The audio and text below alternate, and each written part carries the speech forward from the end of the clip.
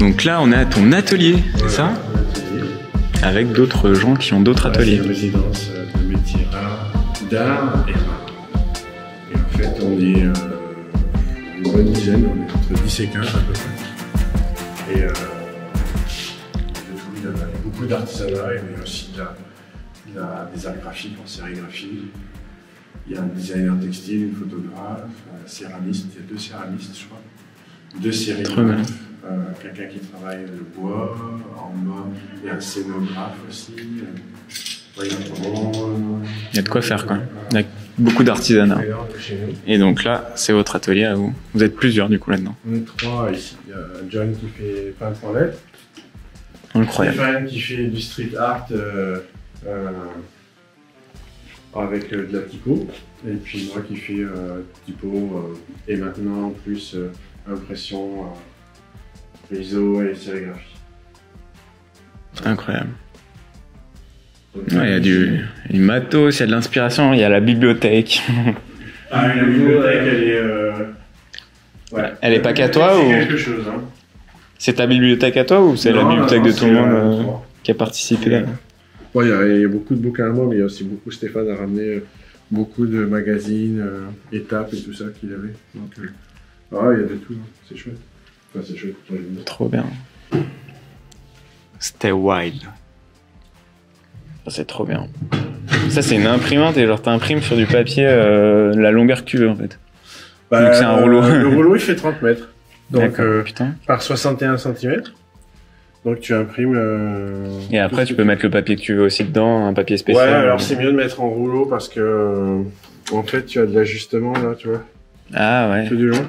Il faut que ça soit vraiment pile nickel au millimètre près. Sinon lui il pense que la oui, elle est décalée. Droite et il aime pas ça. Donc du A4 c'est un peu chiant, du A3 faut le rentrer à la main, il faut faire que ça marche nickel. C'est un peu compliqué. Papier spéciaux, donc tu fais pas forcément papier spéciaux et tout. Ouais, tu peux faire du vinyle, enfin tu peux faire tout ce que tu veux, il y a aucun souci. C'est une imprimante plutôt graphique à la base, donc et qui fait de l'impression Beaux-Arts aussi, mais là si tu veux imprimer 30 mètres de... D'accord, ouais. Il y a un truc pour une banderole ou un truc comme ça, il n'y a pas de problème. Un truc mural. Puis là, on a Thibaut qui nous répare la machine. Je pense que Thibaut, ça va être le 4e larron. Je suis en train de serrer. Ah ouais, du coup, là, ah ouais, trop bien. Et là, maintenant, tu me la plaques ici, et tu serres. Voilà. Trop bien. Donc ça, c'est la sérigraphie. On fait de la sérigraphie manuelle, et puis là, tu mets ton t-shirt. Comme ça, il est bien à plat, et puis tu peux faire des trucs sympas. Et puis après, là on a les encres pour la sérigraphie. Donc nous on fait de la sérigraphie à la main. Ouais. Donc en fait on utilise des pochoirs, on fait pas de la sérigraphie à insolation, oui, je vois. Juste à la main. Donc avec du pochoir, découpé... Ouais. Il est là le petit truc, je crois, la petite clé. Ah ça c'est ça, quoi. Ça là, voilà. Ouais, voilà. Ça gueule. Et c'est du 2 couches avec transparent. Énorme. Et puis on utilise ces encres qui viennent de chez Bobbin Hood aux Pays-Bas. D'accord. Ouais, c'est les encres écologiques et tout ça, ça. Voilà. Et donc on utilise ça, ça sèche, ça se lave bien. Les écrans, toi, ils sont pas trop abîmés. Ouais, ils sont bien.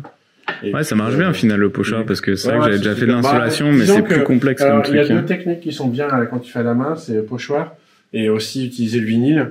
Parce que le vinyle, quand tu as un petit truc au milieu, bah, tu peux le recoller à l'endroit où tu veux. C'est genre, par exemple, là, moi j'ai tu vois là par exemple le R, la contreforme ici, bah en fait quand tu arrives il faut la poser après sur l'écran, mais c'est juste posé, tandis qu'avec du vinyle, bah tu découpes, tu colles et tu recolles le truc par dessus et ça permet de garder, d'avoir des choses plus complexes qu'on pourrait avoir en sérigraphie classique. Et donc, voilà. Après, on a la RISO, qu'on n'a pas encore utilisé pour l'instant. Ah, vous avez pas encore mis en place. Mais qui fonctionne. Vous avez acheté d'occasion, du coup? On va voir l'acheter d'occasion, à Besançon. Donc après, RISO, tu dois mettre des encres spéciales dedans? Tout à fait. Il y a un tambour. Alors là, je peux pas l'ouvrir parce qu'il est pas branché. Enfin, je peux peut-être l'ouvrir. Ah, si. Donc là, en fait, tu as un tambour, une encre. Et puis là, nous, on a du noir. Ouais. Et en fait, c'est un tambour, une encre, donc Ça coûte 9 le tambour. Ça, par contre, je peux pas l'enlever parce qu'il faut le presser, il faut l'allumer. Mais en fait, le tambour, ça coûte 1000 balles. Putain, et là, vous en avez plusieurs, du coup? Non, vous voulez en acheter? Ouais. Mais nous, on attend de regarder quand il y en a d'occasion. Ouais, forcément.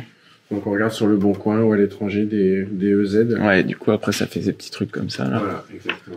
Magnifique, avec les petits dégradés de contraste. Enfin, c'est trop bien, la réseau. J'aimerais trop faire de la création en réseau. Mais tu sais, il y a, nous, on va faire ça à Besançon pour je fais partie du collectif Patate, là. On va faire une expo qui s'appelle Sauvage. Et on fait ça à Besançon chez Super Senior. Et ça va être du 4 couleurs qu'on fait chez eux. Et donc là, on est en train de faire les choix pour le papier. Et on va prendre... Eux, ils ont une papier. Alors, nous, on peut imprimer sur du A3. Ouais. Mais le master, donc ce qui imprime ici, tu vois, ici, tu as le master. Ouais. Donc en fait, ça fonctionne un peu comme la sérigraphie, c'est-à-dire que soit tu fais une photocopie ici de ta création en une couleur, donc c'est par couche, d'accord. Ouais. Donc en une couleur, et après ça crée du coup un pochoir de ta création et ça imprime toutes les feuilles que tu veux avec l'encre que tu as mis là. Okay. Donc en fait, quand tu veux faire du jaune et comme moi j'ai fait là, toi du rose et du bleu, et en fait il faut 2 tambours, il faut un rose, un bleu. Passer le rose, imprimer le rose, remettre derrière, changer le tambour, remettre la création en bleu, et puis allons-y, et ça superpose automatiquement. Ouais, c'est super chouette. Mais on a pas j'adore vraiment le grain du réseau est fabuleux. Ah, c'est extraordinaire. Et il existe maintenant des brushes, moi j'en utilise là sur l'iPad pour Procreate. Ah, pour faire cet effet-là un petit peu? C'est fantastique. Ah, putain, c'est fantastique. Je m'éclate vraiment. Je les ai chopés il y a 2-3 semaines. Ça donne un peu de grain, un peu plus de... Ah ouais, puis tu peux choisir le pourcentage, en fait, d'opacité. Et donc, dans la superposition, t'as différentes manières d'arriver à une belle superposition. C'est fantastique. C'est vraiment, ça rend trop bien. Et en plus, comme chez Riso, tu as peut-être, je sais pas combien en tout de couleurs. Je sais que beaucoup d'ateliers ont entre 10 et 20 couleurs différentes. Donc eux, dans leur pack de brush, ils donnent toutes les couleurs différentes. Donc en fait, t'as juste à aller taper dans les palettes de couleurs, juste à aller taper les couleurs que t'as envie. Oui, parce que j'avais vu, j'ai déjà regardé un peu des ateliers Riso, il y en a sur Paris justement, un peu comme celui-là. Fidèle et Quintal. Ouais, moi j'ai les studios Fidèle, ouais. Je m'étais dit, j'aimerais bien faire un jour une création et faire imprimer par Studio Fidèle, justement. Et ils peuvent te filer, justement, toutes les couleurs avec lesquelles ils travaillent, que toi, tu choisis tes couleurs. Je sais pas, là, c'est Quintal, sur Paris, et il me semble que, quand tu ouvres, pas sur celui-là. Là, t'as déjà... t'as déjà un panel, quoi. Mais il te demande ce qui est possible de faire, en tout cas. Ouais, c'est fou, mais les dégradés, les petites superpositions comme ça et tout, c'est formidable. Trop bien. Ouais, ils sont trop bons. Donc, on a ça, et puis on a le traceur. Et puis là, on a le plotter. C'est une machine à découper. Ah, c'est découpe vinyle, ça? C'est ce qui te permet de faire les pochoirs. Voilà, exactement. Donc on bosse sur l'ordi, on découpe là, et puis on fout sur l'écran. Oh là là, c'est trop bien. Avec les petits caractères en bois, là. Ouais, j'ai chopé ça à Hambourg. Elle s'appelle Reporter. La typo, elle avait été interdite, elle a été créée en 38 et elle avait été interdite par les nazis en 39. Ah ouais, c'est énorme. Et en fait, ce qui est bien, c'est que tu regardes. T'as essayé de les utiliser? Ouais, ou c'est juste pour la déco? Ah, tu machine en bas pour faire ça. Ah, trop bien. Mais qu'on n'utilise plus beaucoup parce qu'elle a des problèmes. Et en fait, tu vois, t'as toutes les ligatures. Ouais. T'as des. Oui, entre les différentes lettres, ouais. T'as les 2 F, les 2 FL ou FI. Ok, je vois. Putain, c'est fou. C'est formidable. Et t'as plein de possibilités. Bon, c'est reste germanique parce que t'as les SCH ou les trucs comme ça.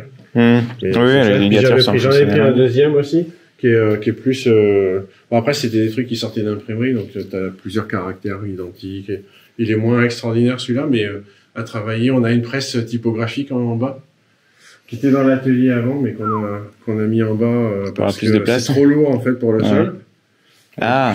D'accord. Et puis aussi, elle appuie pas bien. Donc, du coup, t'as pas. Mais aujourd'hui, on pourrait. Il existe des petites presses typographiques qui coûtent un peu plus légères et plus petites. Ah oui, qui sont comme ça. Nous, c'est vraiment un truc des 1800 où tu prends la machine, puis comme ça à la main. Ah, c'est énorme, quoi. Trop bien. Donc voilà. Et puis ouais, on a notre petit endroit. Donc Stéphane, il fait du street art. Ah, il travaille beaucoup sur des fresques. T'as un peu des bombes. Putain, mais ouais. Ouais. Ouais, il y a de tout. Hein. Il y a de quoi faire. Hein. Ouais. C'est vrai que c'est trop bien. En fait, est-ce que t'as des projets... Genre, t'arrives ici, tu sais sur quoi bosser ou tu fais un peu au feeling et tu te dis quand je viens, je sais pourquoi je viens en fait. D'accord. Et là, en l'occurrence, depuis un petit moment, c'est pour tout ça quoi. Ah, les nouveaux joujoux. Je viens en même temps. Voilà, la réseau, là, je l'ai pas encore essayé. Mais ça te démange. Ouais. Tu m'étonnes. Puis là, c'est les souvenirs de...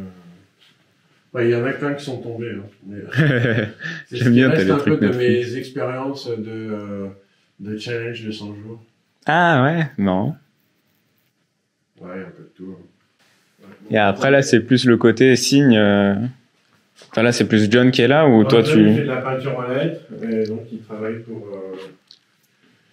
Il travaille beaucoup pour dans la région, Colmar, Besançon, Belfort, Strasbourg, pour aller faire des enseignes dans les magasins. Ouais. Il y a de tout, hein, des magasins bio, des tatoueurs, des choses comme ça, même des particuliers parfois. Trop bien. Et il a une connotation aussi un peu tatou, tu vois. Bah ouais, Donc, carrément. il aime bien faire. Bah là, on le voit ici sur les. ouais. Il aime bien aussi faire des planches avec des tatouages. Et donc là, c'est son bureau ou c'est toi aussi qui bosse ici ou non? C'est son bureau à lui. Donc ça, c'est son coin à lui. Ça, c'est les coins communs. Ça, c'est Stéphane et moi, je suis là. D'accord.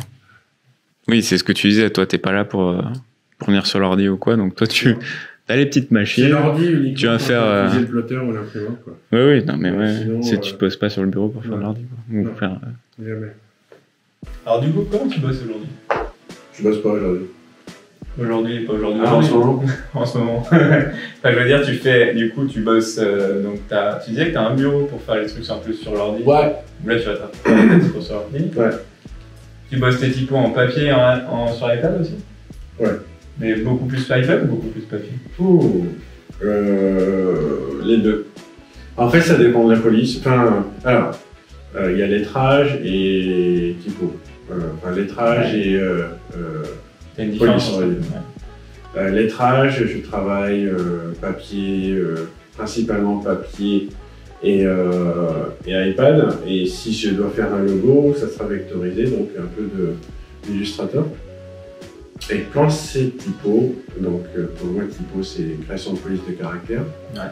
Et quand c'est police, ça dépend de la police. Alors ça peut être un peu papier pour passer à Illustrator direct. Ça peut être aussi passer à Glyph direct, qui est un logiciel de création de police de caractère. Ou sinon, ça peut être passé sur FontSelf, qui est maintenant sur l'iPad, avec qui j'ai bossé dernièrement, et où on fait des super trucs sur l'iPad, les doigts dans le nez. Parce qu'en plus, FontSelf, ils ont une sorte de plugin sur Illustrator. Ouais. Tu peux directement faire tes polices. Ben, en fait, c'est ça que j'ai. Enfin, moi, ce que j'adore beaucoup, c'est pour ça que mon process, il est pas fixe. C'est-à-dire que là, en ce moment, tu vois, je viens de terminer une police que j'ai commencé sur Illustrator, que j'ai transféré sur Glyph, que j'ai finalisé sur Glyph parce que Glyph est un logiciel de création de police de caractère, mais où la vectorisation est pensée pour les lettres. Donc en fait, tu as des automatismes qui te permettent d'aller beaucoup plus vite que sur Illustrator. Et puis après, tu as... après, je fais tout ce qui est espacement, ce qu'on appelle spacing, kerning et tout ça. Donc gestion des espaces entre les caractères. Et donc là, je le fais donc toujours sur Glyph. Et puis pour un truc que j'ai fait, là, j'ai fait le 36 Days of Type, qui est un challenge pendant 36 jours qui dessine une lettre par jour. Et là, je l'ai fait sur Illustrator du début jusqu'à la fin. Quasiment pas de dessin. Un peu de dessin, mais vraiment vite fait pour trouver la forme, quoi. Après, le reste, je le faisais sur l'ordi. Et ça, je vais le transférer sur FontSelf sur l'Illustrator.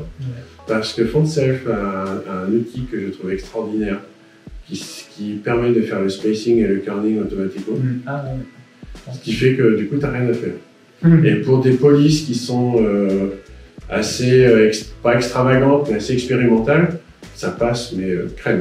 C'est vraiment formidable. Donc du coup, je vais passer là-dessus. Et puis, je pense que je vais m'arrêter là. Et puis pour d'autres que j'ai commencé, c'est des polices plus faites main, tu vois, avec une touche que j'ai fait au crayon. Et ça, je l'ai fait sur l'iPad et sur FontSelf sur l'iPad. Et puis, je fais de A à Z en fait sur l'app. Et là, pareil, spacing et kerning fait automatiquement. Et là, ce qui est bien, là, que j'ai depuis quelques jours, c'est qu'ils ont sorti la bêta avec les accents, des trucs comme ça. Voilà. Et du coup, je vais pouvoir finir 2 polices comme ça, que je vais pouvoir mettre en vente ensuite directement. Donc ça, je suis super content. Sur mon site et puis sur Creative Market. Et puis là, j'ai été contacté par FontSpring pour vendre chez eux. Et j'ai ouvert aussi un compte chez MyFont. Ah oui, tu vas pas sur MyFont? Bah, je vais y aller, je pense. Ouais. Je crois que c'est MyFont, ça va être le plus gros. C'est le plus gros, ouais. Après, ça appartient à Monotype, qui possède quand même une sorte de gros trust monopole sur la typo dans le monde. Donc, c'est un peu comme. C'est bien de permettre à des indépendants. Oui, de pouvoir un côté indé de la typo. Voilà, donc ça c'est important aussi. Il doit rester existé. Mais sinon, ouais, ça sera progressivement. Mais là, j'ai refait mon site et je vais sortir une nouvelle police. Et après, je vais dispatcher chez différents distributeurs. J'hésite à faire quelques polices gratos, quelques polices différentes. C'est compliqué. Essayer de. C'est du business. Hein, donc, on va tester ça et puis on va voir ce que ça donne. Quoi. Mais là, je suis à fond là-dedans, je lis pas mal de trucs sur ça. Et je suis vachement content parce que c'était par période, je fais du lettrage, ça me saoule de faire de la typo. Par d'autres périodes, je peux faire. Oui, parce qu'après, ce que tu appelles, en gros, pour qu'on fasse bien la différence, c'est qu'en gros, lettrage, c'est juste tu fais un mot ou une création. Ouais, c'est custom, c'est une création. Je fais que les lettres dont j'ai besoin. Ouais, voilà. Alors qu'une typo, tu as besoin de faire l'alphabet. Ah, mais c'est marrant parce que, en fait, la question que je me posais aussi, c'est qu'en gros, même après, avec tout ce qu'on a discuté ce matin en balade et tout, tu essayes de prendre plus de temps, tu vois, de vivre le moment présent et d'être un peu. Du coup, tu te déconnectes un peu des écrans. Ouais. Puis t'aimes bien retourner au papier, mais finalement, t'as un cet entre-deux qui est l'iPad qui est ouf parce qu'il t'offre des possibilités que t'as ni sur papier, ni sur écran d'ordi aussi, qui reste un écran aussi. Ben, j'étais très réticent à l'iPad au début, en me disant non, moi je suis papier-crayon. Et puis finalement, et je l'ai essayé, je me suis dit putain, qu'est-ce que ça peut me faire gagner du temps. C'est fou, hein.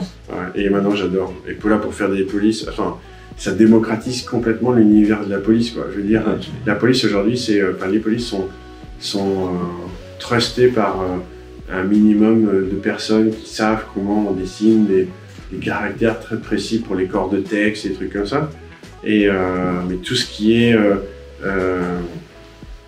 on peut faire des polices super simples, super faciles et tout. Et maintenant, on a des outils comme Glyph quand tu veux faire un truc un peu spécifique, mais surtout FontSelf, notamment sur l'iPad, où tu dessines ta lettre, c'est déjà un alphabet, quoi.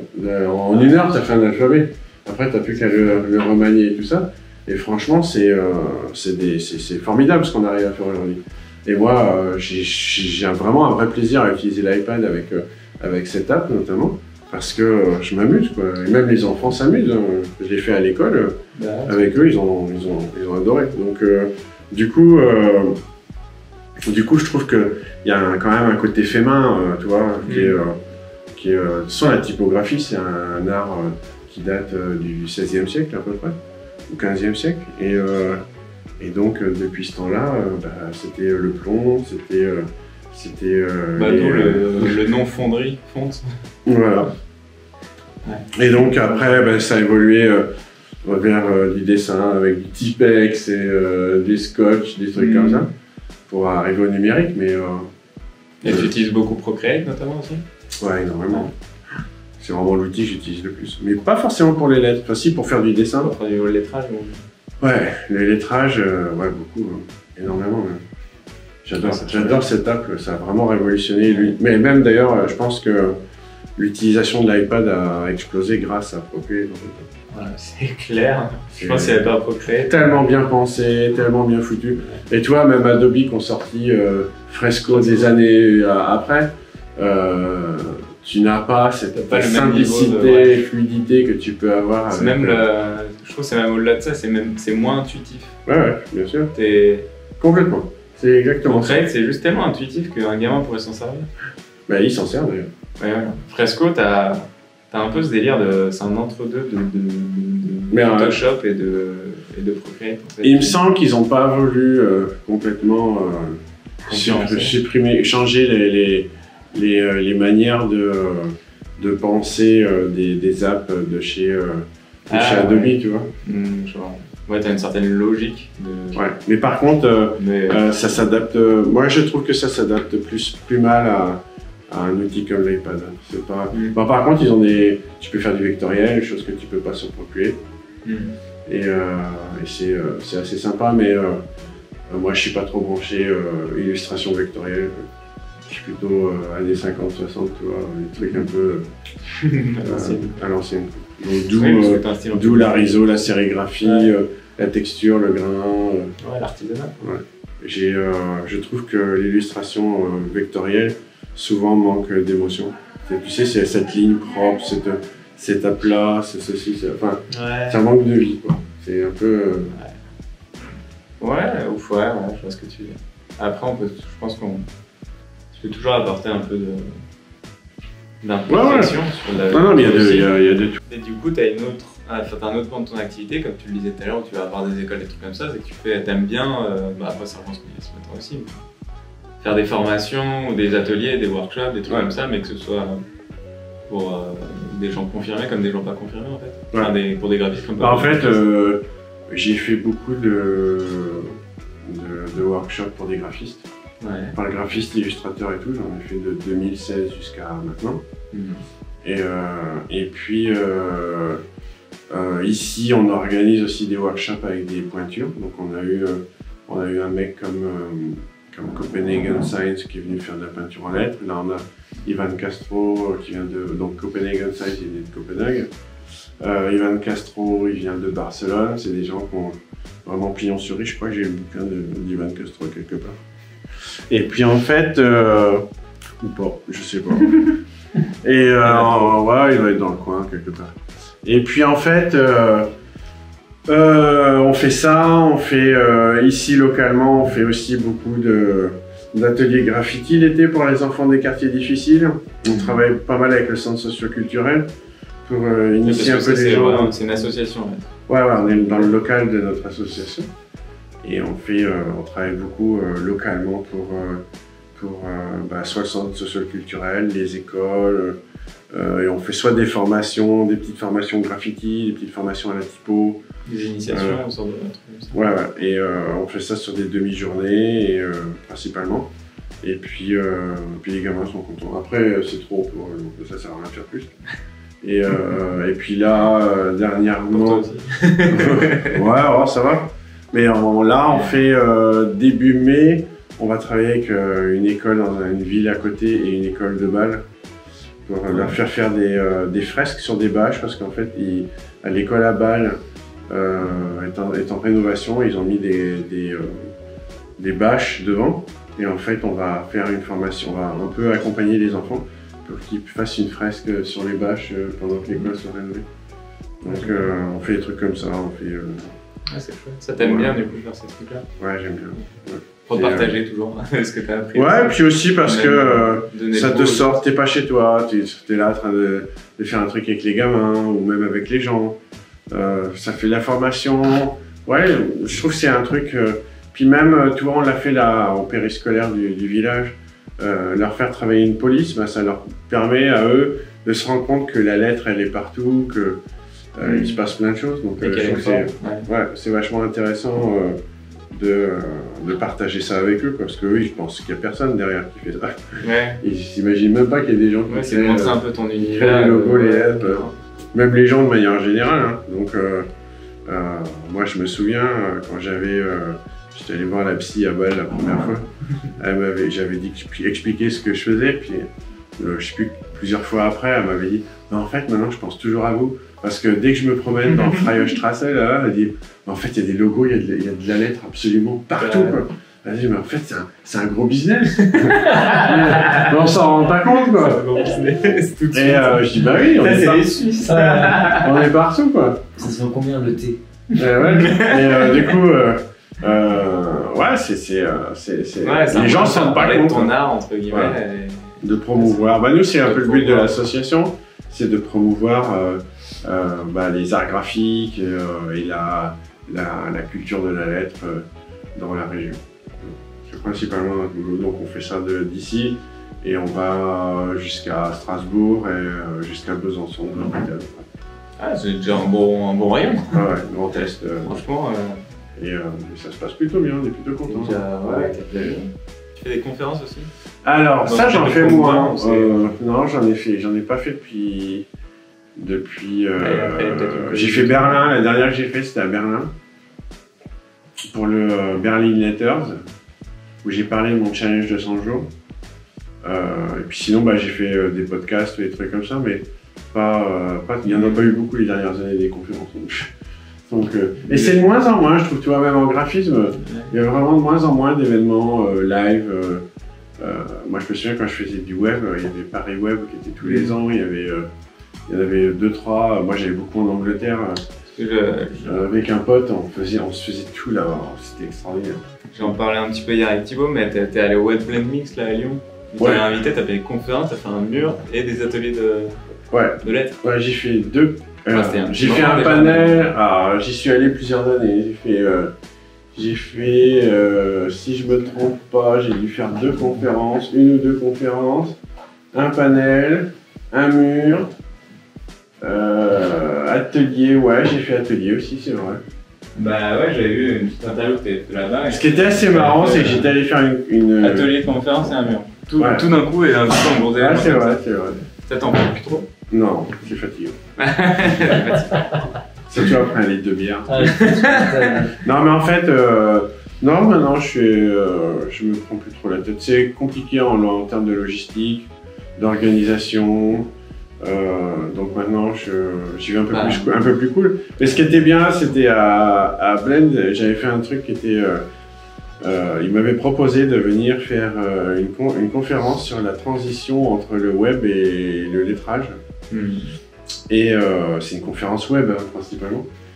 Et j'étais allé en expliquant pourquoi j'ai quitté le web pour faire de la typo. Et en fait, c'était pas très positif pour la communauté web, quoi. Les clients étaient cons, la communauté était pas super positive, un peu merdique et tout ça. Ouais. Et en fait, ça avait plu quand même. Les organisateurs ils disent non, c'est génial, il faut un peu de tout. Non, mais ils ont raison aussi, d'un côté. Du coup, en fait, donc aujourd'hui,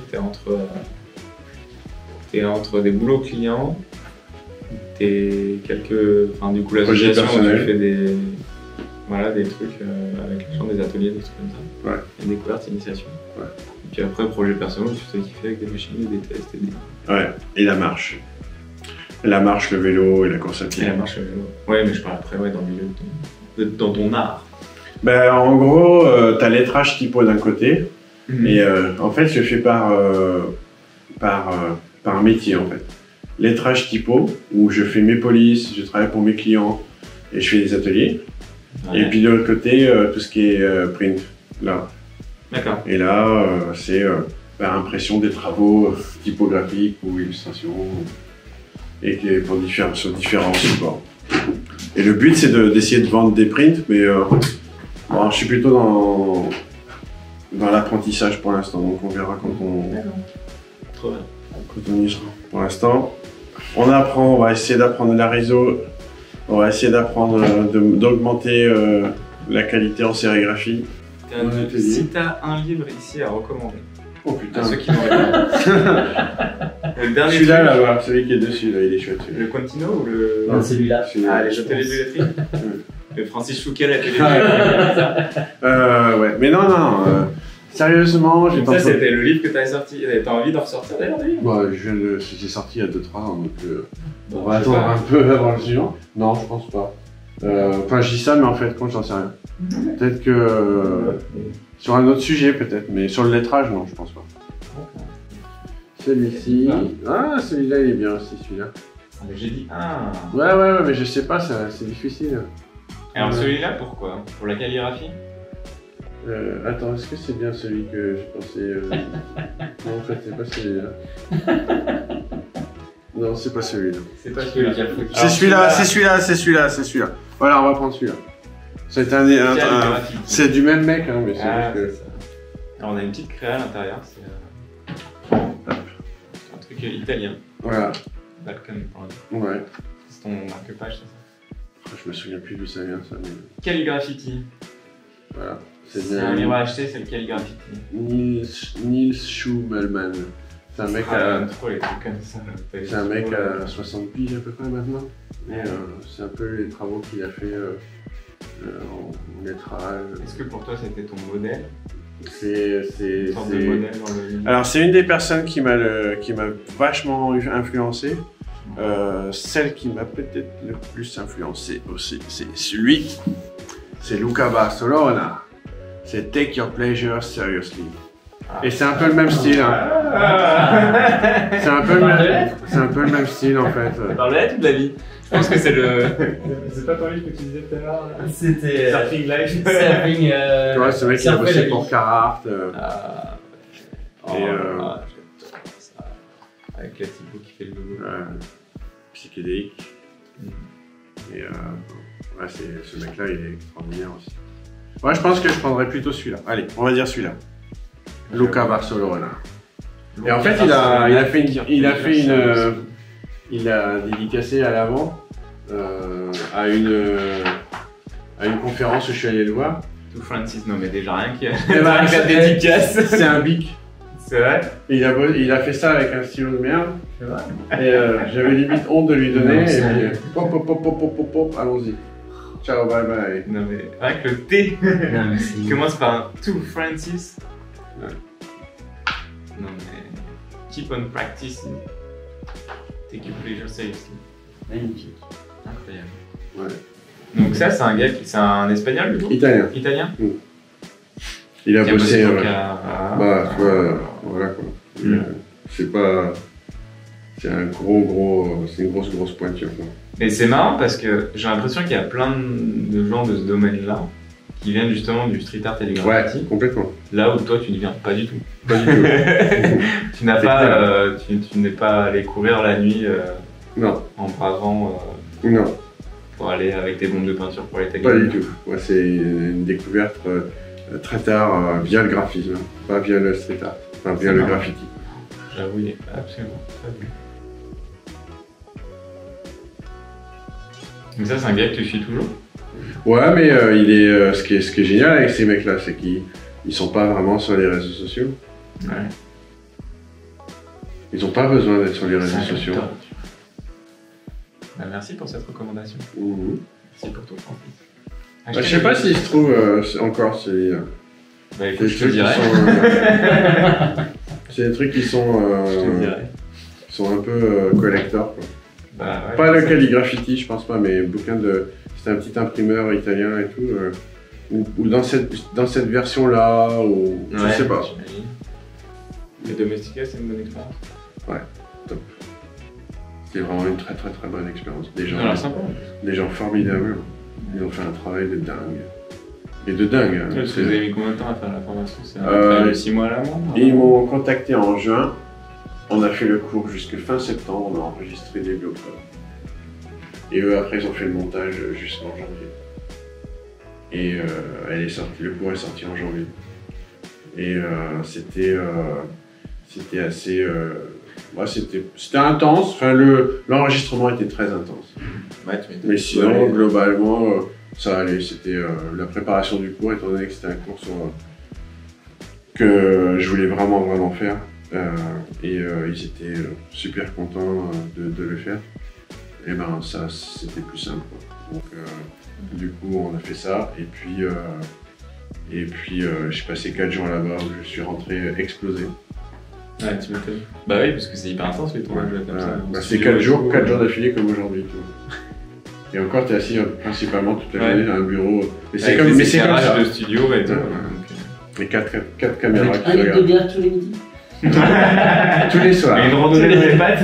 Putain, Voilà, j'y allais à pied, puis je rentrais à pied, donc j'avais bien 1 heure et demie tous les jours de marche. Le 4e jour, j'y suis allé. C'était vraiment hyper difficile. Mais ils étaient géniaux. Super équipe, puis la productrice qui m'a suivi, Jana, elle s'appelle, elle était super bien gérée.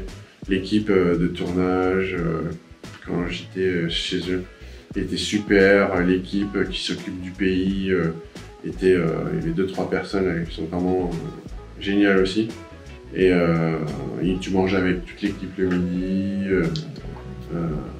Trop chouette. Vraiment une super ambiance. Ça te donne envie. C'est là aussi, en fait, c'est ce genre d'expérience aussi qui te fait réaliser que tu peux pas rester à bosser toute seule dans ton coin. Ouais, tu peux faire autre chose. Ouais, non, mais tu te dis, putain, mais moi, qu'est-ce que je me fais chier chez moi, quoi.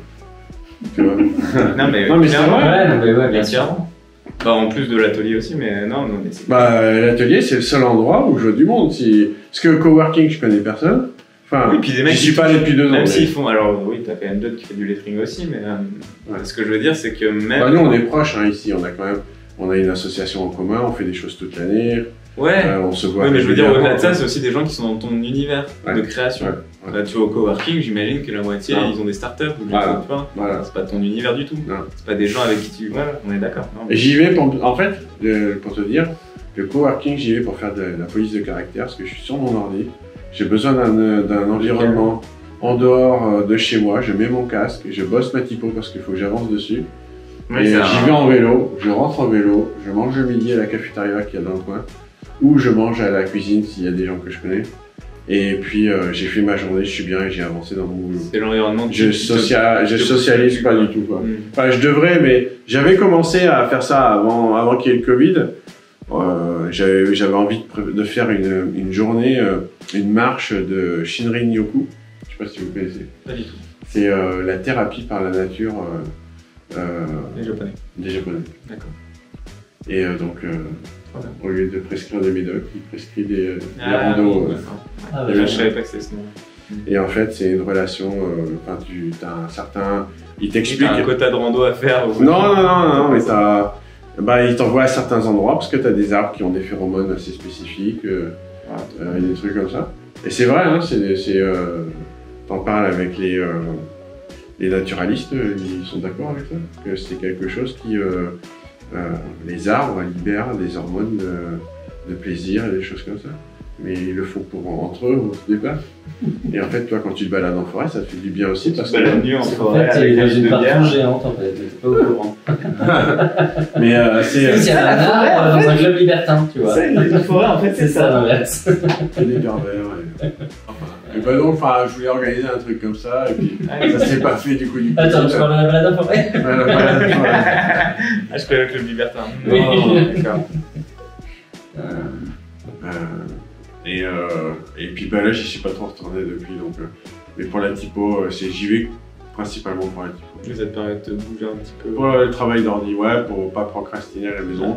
Et puis pour prendre le vélo et d'aller. Parce qu'en plus, le trajet en vélo pour aller là-bas, il est génial. Donc, j'adore. Ça me coûte pas très cher. Donc ça me suffit. Je suis content avec ça. Bon, bah, trop cool. Bah, écoute, je pense qu'on va s'arrêter là pour T'en as tout en... Non, mais c'est trop cool, écoute. Moi, j'ai apprécié passer cette journée avec toi et d'en savoir plus sur tout ce que tu fais. Tout pareil. Et trop bien, quoi. Non, merci. Merci à toi d'être venu. Et on est bien, là. Fin d'après-midi.